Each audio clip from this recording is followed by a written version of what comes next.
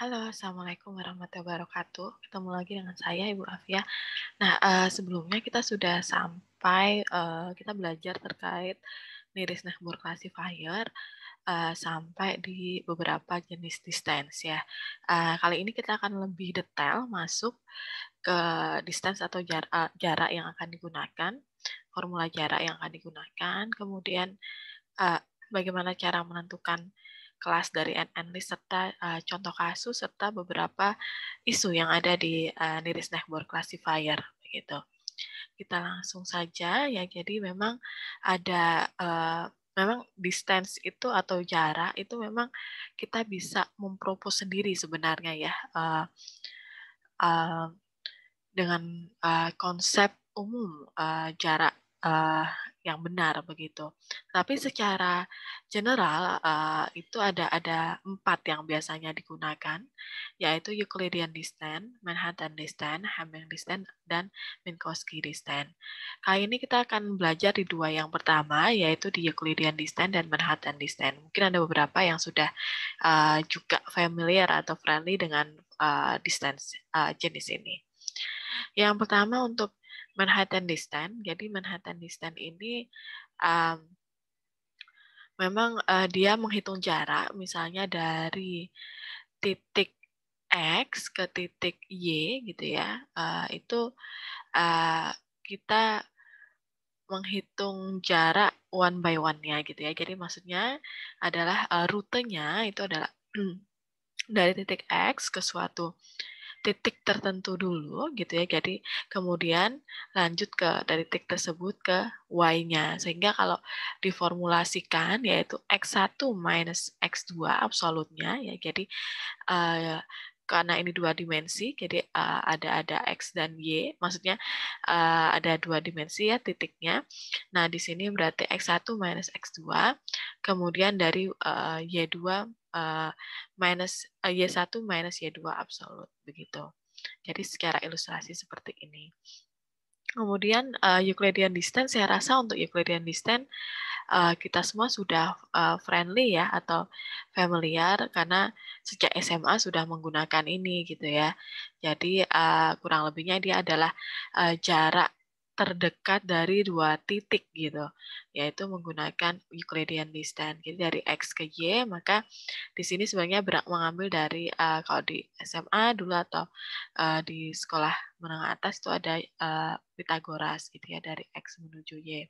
Ya, secara general Manhattan distance memang lebih, mmm, biasanya lebih ya secara secara general akan, lebih distance-nya akan lebih panjang atau lebih besar dibandingkan dengan yang Euclidean distance. Karena memang Euclidean distance itu konsepnya adalah jarak terdekat dari, 2 titik, gitu. Ya, kalau kita sudah, paham akan distance-nya, kapan menggunakan Manhattan, kapan menggunakan Euclidean, atau kapan menggunakan, formula jarak yang lain, itu sangat tergantung dari case Anda gitu ya, kasus-kasus yang akan kita pecahkan. Misalnya kalau kita memang, eee dia lebih ke, rute atau dari satu kota ke kota yang lain yang, hanya bisa ditempuh dengan suatu rute tertentu, maka dia memang lebih cocok menggunakan Manhattan distance. Nah, tapi kalau in general kita tidak memiliki informasi apa-apa gitu ya, mungkin biasanya akan by default menggunakan Euclidean distance. Kita mau langsung masuk ke contohnya ya. Jadi misalnya ada contoh kasus, misalnya kita memiliki, eee 4 data di, record kita gitu ya, atau 4 data training. Ada dua dimensi yaitu X1 yaitu acid durability dan X2 yaitu strength, dan ada label atau kelasnya yaitu bad dan and good gitu ya. Jadi di sini contohnya seperti itu.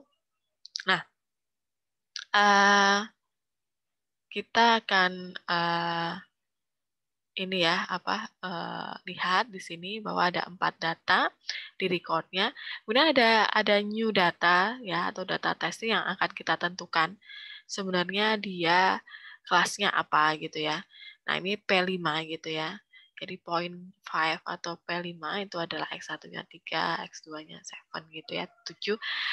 Kemudian kita menentukan dia itu masuk kelas bad atau good gitu. Nah, kalau kita scatter plot, posisinya adalah seperti ini ya.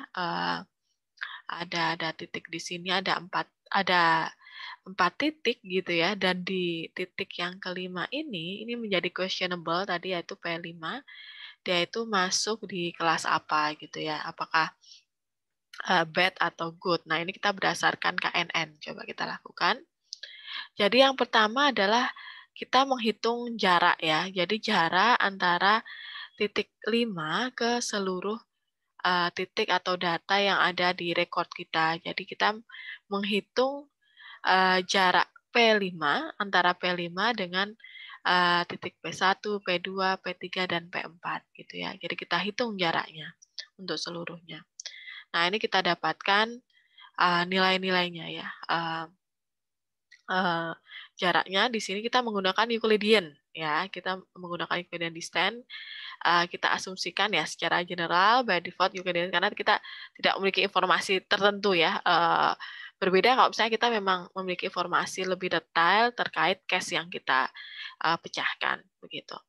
Ini kita dapatkan berarti jarak P3 terhadap P1 adalah 4, jarak P3 terhadap P2 adalah 5, jarak P5 terhadap P3 adalah 3, jarak P5 terhadap P4 adalah 3,6. Oke, kemudian kita tentukan kita mau mengambil top berapa yang paling dekat. Tadi kan kita sudah mendapatkan jaraknya gitu ya, 4, 5, 3, dan 3,6 antara titik yang baru yaitu P5 dengan yang ada di record. Nah, setelah kita tentukan, misalnya kita menggunakan 3 ya, K-nya adalah 3, jadi 3 NN, 3 nearest neighbor yang kita ambil, berarti kita mengambil yang paling dekat, 3 paling dekat gitu ya. Jadi di sini berarti yang paling kecil, 3 terkecil ya, itu dari P1, kemudian P3, dan P4. Dari sini kita bisa melihat, maka kita menentukan kelas untuk P5 itu berdasarkan kelas dari 3 data terdekatnya gitu ya. Jadi P1 itu adalah bad, P3 itu good, P4 itu good. Kemudian kita melakukan voting gitu ya. Kita melakukan voting karena di sini good-nya ada 2, bad-nya 1 ya. Berarti votingnya 2 versus 1. Maka kita bisa mengambil kesimpulan bahwa P5-nya ada kelasnya adalah good gitu ya. Jadi kurang lebih seperti itu.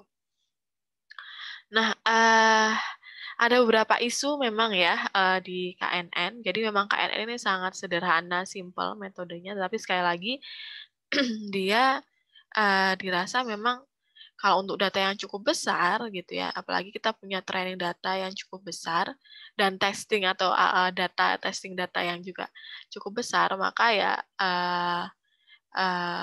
kita sebetulnya kurang suitable atau kurang cocok jika menggunakan KNN. Ya, karena nanti bagaimana? Berarti kita harus menghitung perhitungan jarak yang cukup banyak ya, berulang kali gitu. Karena kan kita punya training datanya 1000 bahkan 1000 kali untuk satu testing data. Kemudian juga terkait dengan jumlah fitur. Kalau fiturnya juga sangat banyak, katakan fiturnya puluhan, itu berarti kan computational cost-nya akan semakin besar dalam proses perhitungan jarak itu sendiri. Jadi memang KNN ini tidak mendevelop model secara eksplisit, jadi memang dia lazy ya, lazy learner. Oke, ada beberapa isu terkait KNN. Salah satunya yang pertama adalah untuk memilih nilai K-nya. Jadi kalau K-nya itu terlalu small, terlalu kecil, katakan 1, maka dia sangat sensitif terhadap noise point ya. Tidak hanya 1 ya, mungkin 3 dan seterusnya. Maksudnya kenapa? Ya kalau misalnya, apalagi contohnya 1 saja, karena data itu bisa saja berupa noise. Nah, kalau misalnya 1, ya nanti dia ini ya, apa namanya, kalau hanya 1 berarti nanti dia ternyata itu noise tapi kita anggap itu sebagai data gitu ya, itu kurang baik. Kalau K-nya terlalu besar, maka neighborhood yang memang seharusnya itu masuk kelas lain, itu masuk di dalam proses voting consideration kita untuk menentukan kelas dari data testing, itu juga tidak baik. Jadi memang K ini kita bisa menentukan, kita bisa mencoba gitu ya untuk skala eksperimen, tetapi juga jangan terlalu kecil, jangan terlalu besar. Kemudian tadi yang yang saya sampaikan begitu ya. Jadi KNN classifier ini lazy learner gitu. Sorry. Dia tidak mendevelop model secara eksplisit, itu pasti ya. Jadi tidak mendevelop model secara eksplisit, tidak ada model yang dihasilkan gitu. Karena dia setiap ada data testing kita menghitung, membuat matriks distance lagi gitu ya, menghitung jarak distance lagi. Memang seperti itu.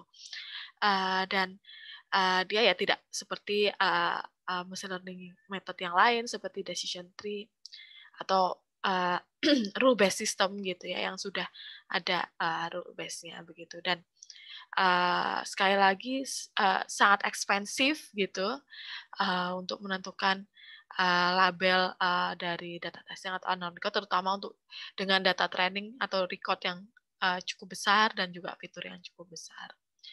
Nah, pertanyaannya apakah mungkin gitu ya, jika dengan data yang cukup besar, apakah kita tetap bisa menggunakan KNN?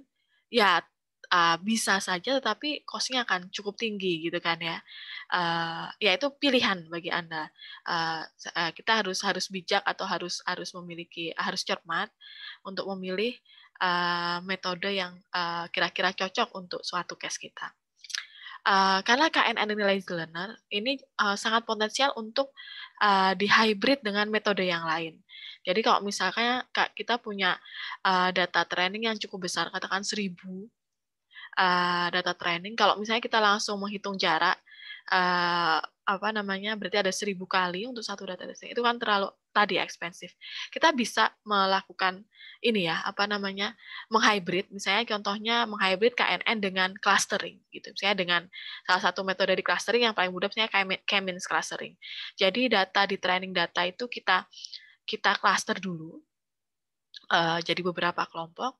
Nah, nanti testing data itu akan dihitung jaraknya untuk kelompoknya saja. Jadi nggak ke seluruh whole data 1000. Jadi itu akan sangat menghemat. Ya, dan ada clustering itu akan membantu. Ya, itu salah satu contohnya. Jadi memang karena lazy learner, dia kalau misalnya dipaksakan untuk atau dicobakan untuk data yang cukup besar, maka kita harus mengcombine. Ya, dia simple tetapi ada drawbacks-nya gitu ya. Jadi memang dia suitable untuk yang sedikit, tapi dia sangat potensial kalau untuk misalnya kita mau mengolah untuk data yang besar, kita bisa mencoba dengan menghybrid dengan metode yang lain. Gitu. Ya mungkin itu untuk KNN saya cukupkan. Insya Allah kita akan bertemu lagi dengan saya pada video-video berikutnya ya. Sampai jumpa. Assalamualaikum warahmatullahi wabarakatuh.